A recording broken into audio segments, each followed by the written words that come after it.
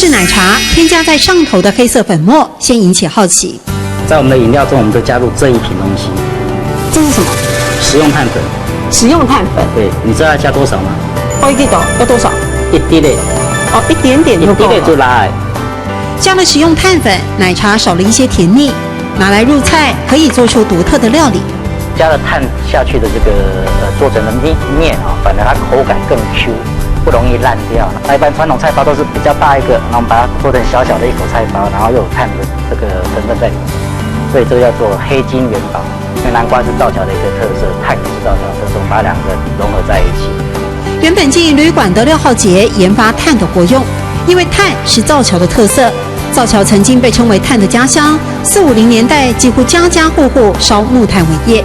台瓦片就是说，过去的时光如瓦之岁。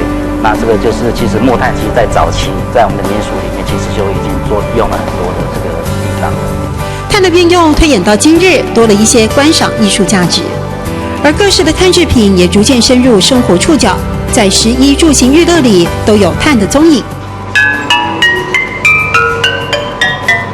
这是我们台湾第一做出来的这个琴啊，那其实要做这个琴比较困难一点点，就是它这个每一支碳。它的音阶长得什么样子，就是那个样子。所以基本上要做这一座琴的时候，我们要把很多的木炭吊起来，一根一根去敲出来，就是这样子。听背长叹琴的清亮声 ，DIY 做实验，了解碳的特性。碳的文化历史在这个博物馆里，以寓教于乐的方式让民众贴近。造桥的木炭产业虽然没落了10多年，但透过有些人的推广，把它融入在吃喝玩乐各方面，让木炭的面貌又活泼了起来。